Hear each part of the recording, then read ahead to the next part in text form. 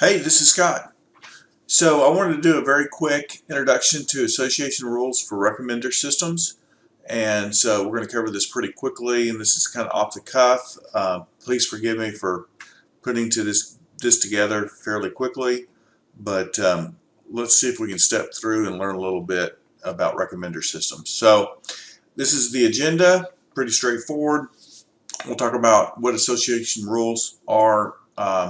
And by the way, so I'm going to follow up with another video on this, and it will cover more in depth, like content based and collaborative methods. But this is kind of an easy start and a good place to just get an idea of how some of these recommender systems work.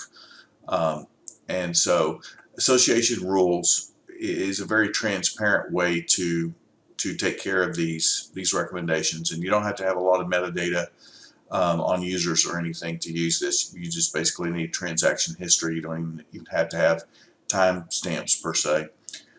We'll talk about just a few measures of utility, and there's several more, but we'll cover the very basic ones. Pitfalls for rules, some pros and cons of the system, and then some libraries.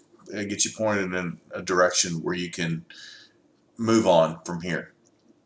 All right, so a lot of companies use recommender systems. The classic examples are Amazon, where you go in there and they offer you up.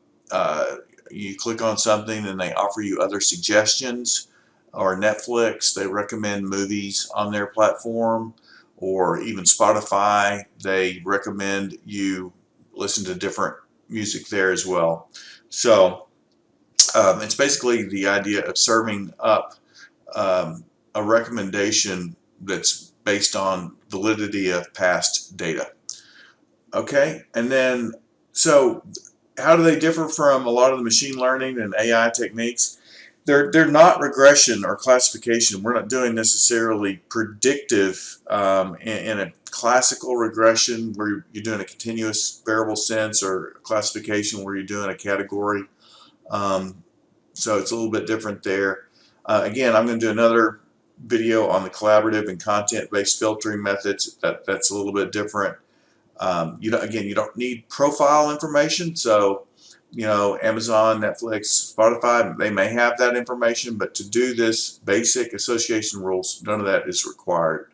And it's not sequence mining. In other words, it's not temporal in nature, so you don't have to have timestamps on anything, or you're not going to use timestamps. Maybe you have it, but it's not necessary. Now you can do something where you can weight the more recent transactions more heavily than past. There's all kinds of different permutations, nuances on how you want to construct these systems. And then some of the applications, I listed a few here. Market basket analysis, which we'll talk a little bit more about here. Website recommendations, intrusion detection, and then even bioinformatics. So what is a rule? So it's basically a set of explicit or understood regulations or principles governing conduct within a particular activity or sphere, right? So we're going to be talking about, again, market basket analysis, but setting up those rules. If someone does something, then they're going to do something else. And so you can think about that as kind of like a scripted response, right? People that buy beer might buy diapers. And so kind of a prescriptive way of looking at these rules. And just a couple of things, you'll see different nomenclature, but essentially from item set A implies item set B, all right? Or from the left-hand side to the right-hand side, that third bullet, right? So it's a database, this set of database transactions. We'll see that in just a second, and then what people buy and what they're doing there. People who do this often do that. So that type of thing. All right. So here are some evaluation metrics that are used. So the most common ones are support, confidence, and lift. Items that are frequently bought together, and we'll go through very briefly, but I'll show you a little bit about what these metrics mean, and we'll go from there. All right, so here's an example of what the data might look like. On the left, you basically have different customers or different transactions. It could be the same customer, different periods of time. But and then along the top is what they purchased or did not purchase in that particular transaction. So T1, this person bought bread and milk. T2, that person, and it could be the same person a different day or a different time, they bought beer, bread, diapers, and eggs, etc. So what they selected and what they didn't. So it's just basically a huge matrix. It's basically linear algebra. Is kind of what it boils down to, matrix algebra. Okay, very quickly, because I want to make this short video. Support, you can see here, support is the on the numerator, number of transactions with both A and B divided by the total number of transactions. So it's basically the intersection of the probability of A and B, right? Put a different way, if you like set theory, you can look at that support equation down there in the box. So that's basically the sets there. All right, so that's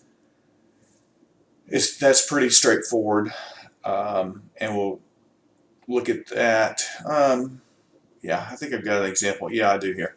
So another way of looking at it is that it's the fraction of rows containing both A and B. This is a little less mathematical, over the joint probability of A and B, right? So looking at our matrix on the right, the rule that buying diapers and beer implies buying milk has a support of 2/5, right? Because if you look at the rows that have diapers and beer, you can see, let's see, diapers and beer, that would be T2, T3, and T4, right? And then over the total transactions, so that is, again, we're looking at those T2, 3, and 4, right? Those people bought diapers and beer, right? So there's 3 of those transactions, and out of those, 2 out of the 3 also bought milk, right? So T2 did not, but T3 and T4 did. Thus you have 2 of the 3 transactions that bought both bread and diapers, also I'm sorry, diapers and beer also bought milk. Again, T2 is the only one that didn't. All right, moving along. So lift, here is the formula for lift. Again, so it's the number of transactions with B divided by the total number of transactions. You can see it's confidence divided by expected confidence, and then there is the formula here. I'm trying to go through this fairly quickly. So, and then lesser used is conviction. Also, there are other metrics as well. We won't go through all of them, but you can look for them. Again, the most commonly used are those first 3, support, lift, support, confidence, and lift. And then you can also find this, right? So once you start calculating these statistics, you can crunch the numbers in all kinds of various ways.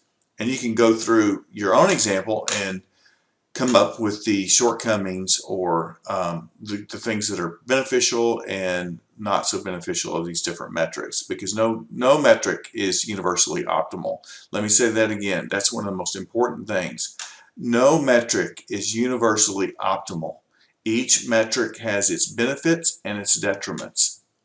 So keep that in mind.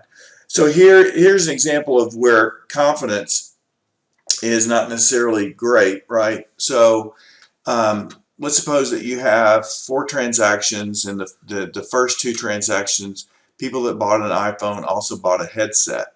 And then you had 2 more transactions where they just bought a iPhone, right? So the confidence of an iPhone leading to a headset is 50%, right? And then, but the confidence of if someone bought a headset, they also bought an iPhone is 1. So it might be a little bit misleading, and that's the reason for using multiple metrics.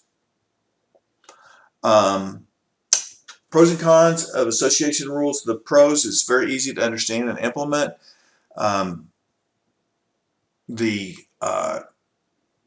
The computing can be parallelized. You can avoid the cold start problem with data analysis. And it's just transactions, right? So you really, if you don't harvest any of the metadata about a person, you don't have to worry about GDPR or any other privacy rules, that kind of thing. Cons overall, it can be computationally expensive, right? Because you can imagine these, and we saw this at a place where I used to work, an internet retailer, where, you know, if you have 10,000 products, you have 10,000 columns, right? And if you have 100,000 products, you have 100,000 columns. And that's really not that hard to do, because you're looking through history, right? You get these transactions on products that are coming in and rolling out, right? So it's really not that hard to get thousands upon thousands of products. And so, and to do this, you're going to need to invert some of the matrices as well. So it's very computationally expensive to go through here. And there's other ways to do it, which we'll talk about as well. So just very quickly ending up some of the things that you might want to look at if you want to test some of these things out. If you look at R, the a priori package, or the ECLAT package in R, those are interesting. And then if you're using Spark, there's this FP growth library as well, and then even Recommender Lab. I think I have a couple of slides, but I'm going to blow through them pretty quick. This is the FP Spark, our FP growth in Spark, the Recommender Lab, and then just a couple of links that you might want to check out as well, and I can include the deck. So, and then of course do your own search, right? But there's Toward Data Science, that's a interesting article, and some other stuff there. So anyway, hopefully this was useful, and again, I'll be doing a follow-up on content-based and collaborative filtering stuff as well.